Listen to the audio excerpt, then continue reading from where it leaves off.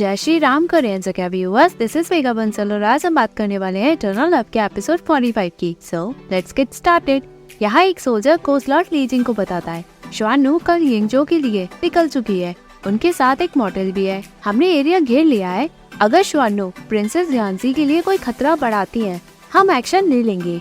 ली जिंग पूछता है वो लोग यिंगजो में क्या कर रहे हैं, क्या वो डिवाइन फंगल ग्रास के लिए यहाँ आई है।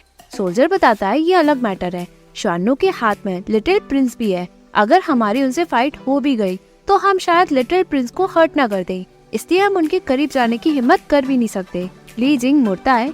सोल्जर कहता है मैं समझ गया, हम प्रिंस की सेफ्टी को सबसे पहले ध्यान रखेंगे।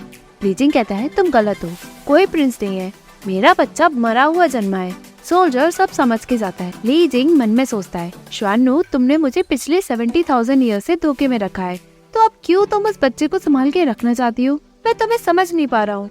यहाँ श्वानु अपने बच्चे को सुलाती है, तभी यांजी आग में लकड़ी डालती है। श्वानु पूछती है क्या तुम्हें भी लगता है कि मैं पागल हूँ जो एक बीमार बच्चे को लेकर घूम रही हूँ। यांजी मना करके कहती है गोस्ट ट्राइब एक कर्स वाली जगह है, वहाँ लोगों की नफरत और ख्वाहिशें हैं, अगर कोई वहाँ रहता भी है तो उससे जबरदस्ती कराया जाता है कि वो औरों को नुकसान पहुँचाए, वो उनसे खुद उबर भी नहीं पाते। अगर तुम मेरे ब्रदर को फॉलो करके नहीं आती तो शायद आज तुम इतना खो नहीं पाती और ना ही तुम्हारे दिल में इतनी नफरत भरी हुई होती। श्वानु एग्री करके कहती है अगर मैं तुम्हारे ब्रदर ली जिंग को फॉलो नहीं करती तो बहुत दुखी होकर बताती है क्या तुम्हें पता है कि मैं अपनी फैमिली में सबसे छोटी थी। जब मैं छोटी थी तो मेरी बड़ी बहन की शादी चिंगचू के फॉक्स किंग बाईजी के बड़े बेटे से हुई। मैंने हमेशा से सुना था कि मेरी बड़ी बहन ने कैसे फैमिली का नाम बढ़ाया है। मेरी बहन की वजह से मैं चिंगचू की बादशाह के साथ बड़ी हुई, वो चिंगचू की प्रिंसेस के साथ मोस्ट ब्यूटीफुल वुमन भी थी, बट मैं कुछ भी नहीं। तब मेरी मदर मेरी शादी ब्लैक बेयर स्पिरिट के साथ कराना चाहती थी, तो मैं कुल्लून माउंटेन भाग गई।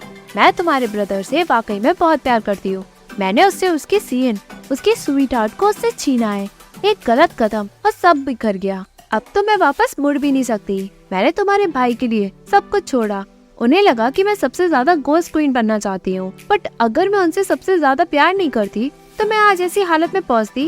वो रोती है। यहाँ बात पे श्वानु सो चुकी होती है, तभी वहाँ ज़ीलान आकर पूछता है तुम्हारी भाभी बीमार बच्चे को साथ में लेकर क्यों घूम रही है, उनका बच्चा डरावना सा दिख रहा है।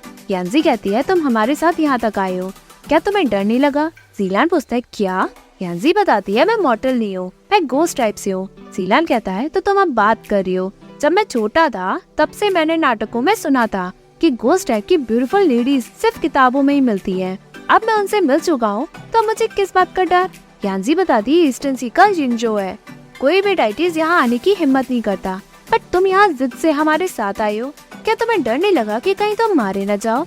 ज़ीलान कहता है मैं ईस्टर्न सी के यिंगजो के बारे में कुछ भी नहीं जानता, मुझे समझ नहीं तो मैं किस बात पे डरूं। यांजी कहती है तो किसे पता था कि तुम इतनी अच्छी बातें कहोगे। ज़ीलान कहता है मैं तो एक कांस्टेबल हूँ, ऐसा मैं ऑफिशियल से बहुत सुनता हूँ, इसलिए सब सुनकर मुझे सब याद होने लगा है। तुम सोने जाओ, मैं सब देखता हूँ। जैसे ही वो उठकर जाता है तभी यांजी उसका हाथ पकड़कर कहती है अगर तुम यहाँ नहीं होते तो हम भी नहीं होते। ज़ीलान बैठकर कहता है तुम औरतें कुछ ज्यादा ही सोचती हो, क्या तुम किसी को पसंद करती हो। यांजी कहती है तुम एकदम से मुझसे ऐसा क्यों पूछ रही हो। ज़ीलान कहता है मैं जानना चाहता हूँ। यांजी बताती है 70,000 ईयर्स पहले शायद मुझे कोई पसंद आया, वो एक डाइटी था और मैं बहुत छोटी थी, मुझे तो वो बहुत क्यूट भी लगा, बट वो ऐसा सब खत्म हो गया। मैं ये भी नहीं जानती क्या मैं उसे पसंद करती थी भी या नहीं।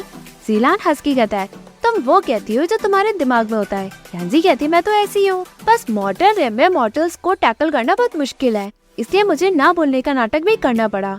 ज़ीलान कहता है तो कांस्टेबल मॉर्टल होने के नाते मैं वो कहता हूँ जो मेरे दिमाग में होता है। I like you girl.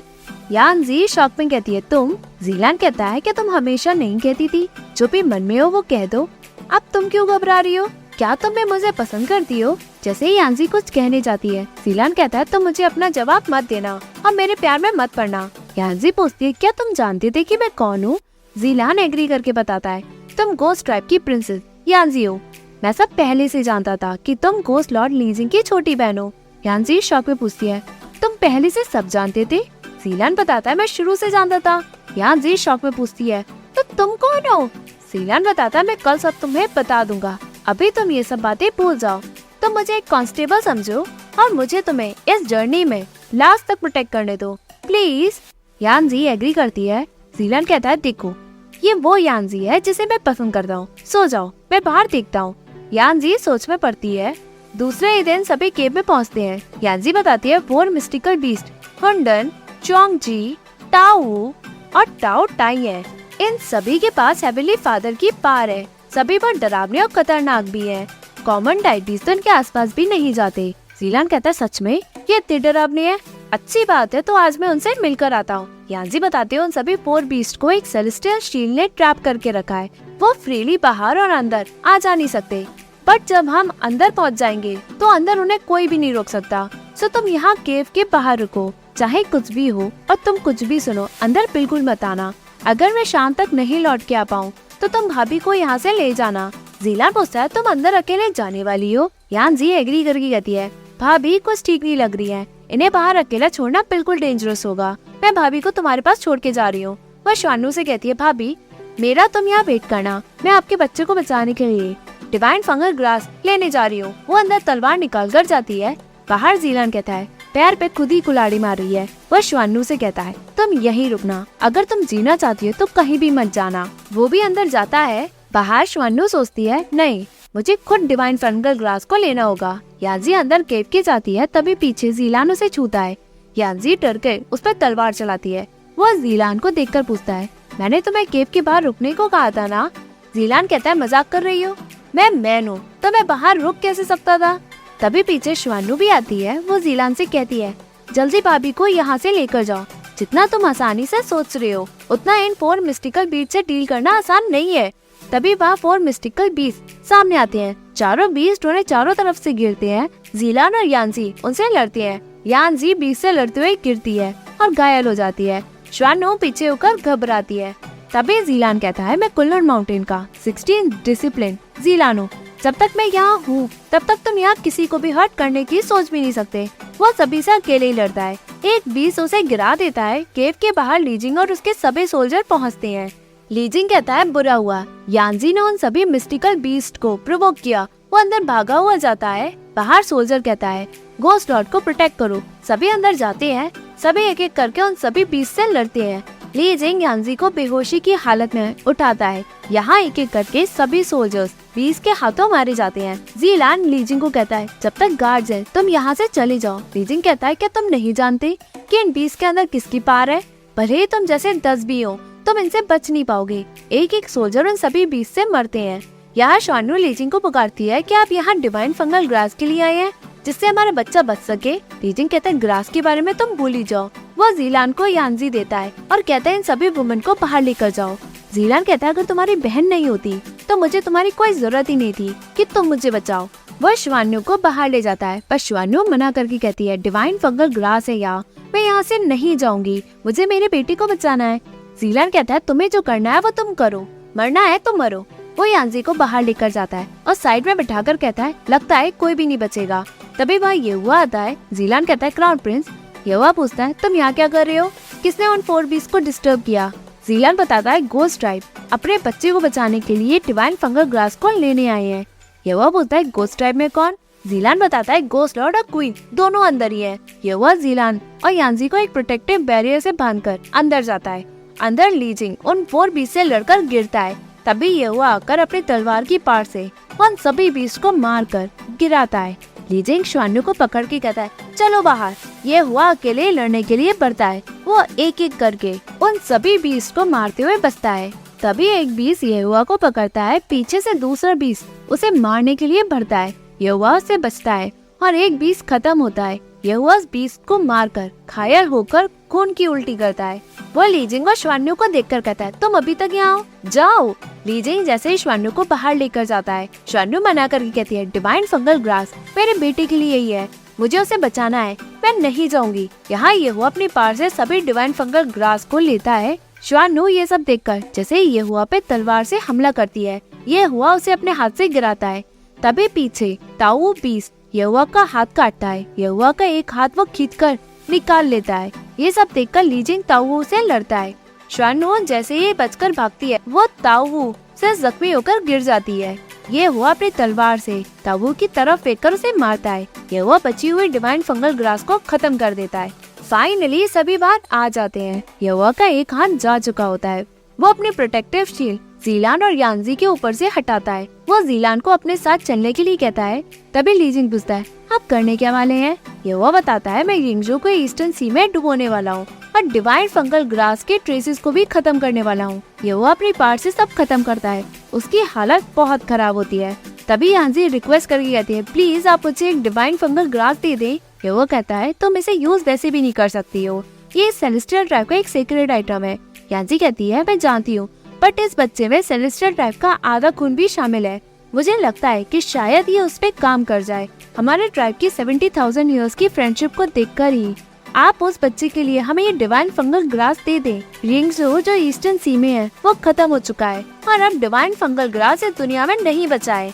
जो भी अभी आपके पास बचा है वो उस बच्चे के लास्ट होप है। ये हुआ एक डिवाइन फंगल ग्रास यांजी को देता है। यांजी उसे थैंक्स कहती है।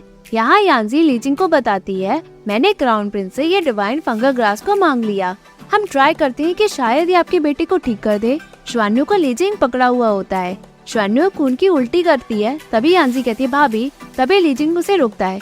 वो श्वान्यू से पूछता है, तुम उठ गए? हाँ, डिवाइन फंगल ग्रास वो हमारे बेटे के लिए ही है। श्वान्यू उसके गाल पे हाथ लगाते हुए जैसे ही कुछ कहती है। लीजिंग कहता है, कुछ मत कहो, मैं तुम्हें कोस्ट ट्राइब ले चलता हूँ, तुम वहाँ बेटर हो जाओगी। श्वान्यू बताती है, कुनलुन माउंटेन में पहले मैंने सच में। तभी लीजिंग कहता है, मैं सब जानता हूँ। श्वान्यू फाइनली खत्म हो जाती है। लीजिंग मन में कहता है, श्वान्यू 70,000 ईयर्स के बाद फाइनली मैंने तुम्हारे रियल चेहरे को याद कर ही लिया। हम कितने रिडिकुलस कपल थे, कितने पैथेटिक थे। वो दुखी होता है। तभी यांजी श्वान्यू से बेबी लेती है। लीजिंग पूछता है, क्राउन प्रिंस गए कहाँ हैं? यांजी बताती है, वो आगे गए हैं। यहाँ पीछे से लीजिंग क्राउन प्रिंस को ग्रीट करता है। यहुआ कहता है, मैंने तुम्हारी बहन को डिवाइन फंगल ग्रास दे दिया है, तो तुम अब यहाँ क्यों आए हो? लीजिंग पूछता है, क्या आप मुझे बता सकते हैं कि इस डिवाइन फंगल ग्रास से आप बचा किसे रहे हैं? यहुआ कहता है, तो कब से सेलेस्टियल ट्राइब गोस्ट ट्राइब को रिपोर्ट करने लगा? लीजिंग कहता है, मेरी एक विश है कि मैं आपको रिमाइंड कराऊं कि आप इस ग्रास को किसी के भी ऊपर यूज करें, बट मो युआन के ऊपर बिल्कुल नहीं। ये हुआ मुड़ता है। लीजिंग कहता है, आप चिंता ना करें, मैं सेलेस्टियल ट्राइब के बीच में नहीं आऊंगा। मैं आपको ये एडवाइस सिर्फ इसलिए दे रहा हूँ ताकि मैं आपका कर्ज चुका पाऊँ, जो आपने मेरे बेटे को बचाने के लिए मुझे डिवाइन फंगल ग्रास दी है। यहुआ पूछता है, मैं क्यों हाई गॉड मो युआन को बचा नहीं सकता? लीजिंग बताता है, 70,000 ईयर्स पहले मो युआन ने अपनी सारी स्पिरिट को बेल ऑफ ईस्ट टेम्परर को सील करने में लगा दी। अगर वो वापस 70,000 ईयर्स के बाद रिवाइव होते हैं तो बेल में जो स्पिरिट है वो चली जाएगी। शिंकांग बेल के बाहर आ जाएगा। यहुआ कहता है, हाई गॉड मो युआन ने बेल खुद बनाई है, तो क्या वो इसे मैनिपुलेट नहीं कर सकते? लीजिंग बताता है, क्या आपने सोचा है कि शिंकांग और पावरफुल बन जाएगा तो बेल उसे कब तक बंद कर पाएगा? जब तक मो युआन की स्पिरिट चली जाएगी, और तब मैं कह सकता हूँ कि ज्यादा टाइम नहीं लगेगा उसे उस बेल से बाहर आने के लिए। यहुआ कहता है, जब से शिंकांग बेल में बंद है तो कैसे वो और पावरफुल बन गया? लीजिंग बताता है, हम सभी भाई बहने शिंकांग की पावर से सील हैं। अगर एक भी शिंकांग का बच्चा मरता है तो वो पावरफुल हो जाएंगे। कुछ टाइम पहले मेरा भाई मर गया है। यह हुआ सुनकर शॉक होता है। लीजिंग बताता है, सिंस आप और अयन एंगेज हैं और आप दोनों ही next heavenly lord and empress बनेंगे, तो आप अयन के लिए हाई गॉड मो युआन को रिवाइव करने में उसकी हेल्प क्यों कर रहे हैं? यहुआ कहता है, हाई गॉड मो युआन शियान के मास्टर हैं। उसकी सिर्फ 70,000 ईयर से एक ही विश है कि वे उन्हें रिवाइव कर दे। लीजिंग पूछता है, तो अगर शिंकांग वाकई में बेल के बाहर निकलता है तो क्या आप अयन और मो युआन के लिए अपनी स्पिरिट का यूज करेंगे शिंकांग को सील करने के लिए? मुझे जो कहना था मैंने कह दिया। आपके पास लास्ट डिवाइन फंगल ग्रास है, आपको जो ठीक लगे आप वो करें। यहाँ जैसे ही जीलान कहता है, मैं एक्चुअली। तभी यांजी कहती है, कुनलुन माउंटेन के 16 डिसिप्लिन जीलान हो तुम। जीलान पूछता है, तुम्हें कैसे पता? मेरे मुंह से कब निकला? यांजी हंस के बताती है, जब मिस्टिकल बीस्ट ने मुझे गिरा दिया तब मैंने तुम्हारे मुंह से सुना कि तुम्हारे मास्टर कौन है। जीलान बताते है, ये सेलेस्टियल टाइप का एक रूल है, लड़ाई से पहले हमें बताना पड़ता है कि हम कौन है, वरना अगर हम हार गए तो कोई भी हमारी बॉडी को कलेक्ट नहीं करेगा। मैं तुम्हें सब सच बताता हूँ। एक दिन तुम्हारा ब्रदर लीजिंग कुनलुन माउंटेन में आए और उन्होंने बताया कि उन्होंने सीन को देखा है, तो मैं उसे ढूंढने मॉर्टल रिम में आ गया। किसे पता था कि जब तुम परेशानी में होगी मेरे सामने आ जाओगी। मैंने इस चांस का फायदा उठाया और तुम्हारे करीब आ गया। मैं तुम्हारे साथ रहकर ये देखना चाहता था कि गोस्ट ट्राइब की प्रिंसेस आखिरकार करना क्या चाहती थी, जो बोल नहीं सकती और रेस्टोरेंट भी चला रही है। यांजी हंस के पूछती है, मैं करना क्या चाहती थी? तुम्हें क्या पता चला? जीलान मना करके कहता है, मैं तो इतना स्टूपिड था कि कुछ पता ही नहीं लगा पाया। यांजी बताते, मेरा कोई गलत मोटिव नहीं था, बस मैं गोस्ट टाइम में रहना नहीं चाहती थी जहाँ पार की स्ट्रगल है और मरने मारने पे उतारू है, इसलिए मैं शांति और पीस में रहना चाहती थी जब मुझे मॉर्टल रिम में मिला। जीलान कहता है, तो ये बात थी। यांजी पूछती है, जब तुम्हें पता चला कि मैं कुछ कर नहीं रही, क्या अब तुम वापस चले जाओगे? जीलान एग्री करता है। यांजी पूछती है, अगर मैं मॉर्टल रिम में वापस जाऊँ तो क्या तुम मेरे साथ चलोगे? जीलान मना करके कहता है, मुझे कुल्लून माउंटेन से बुलावा आया है, सभी सीनियर वहाँ ऑलरेडी है, सो मुझे भी वहाँ वापस लौटना पड़ेगा। यांजी कहती है, ये जानती हुई कि मैं गोस्ट टाइप से हूँ और तुम एक हाई इमॉर्टल, तो मैं कैसे तुमसे पूछूं? बट मुझे पता ही नहीं कि मुझे गिव अप करना कैसे है। जीलान पूछता है, यांजी। तभी यांजी कहती है, अब मैं चलती हूँ, तुम पीछे मत आना। वो जाती है। यहाँ कुल्लून माउंटेन में एक डिसिप्लिन कहता है, ये क्रेन वैसे ही बिहेव कर रहे हैं जैसा एक रूसी रिवर में लड़ाई के वक्त कर रहे थे, आखिरकार हो क्या रहा है? तभी वहाँ ये हुआ मरी हालत में पहुँचता है। डिसिप्लिन कहता है, कुल्लून माउंटेन के डिसिप्लिन के अलावा कोई भी अंदर आ नहीं सकता। यह हुआ खड़ा होता है। डिसिप्लिन उसे मास्टर समझकर ग्रीट करता है। यह हुआ कहता है, मैं क्राउन प्रिंस ये हुआ हूँ।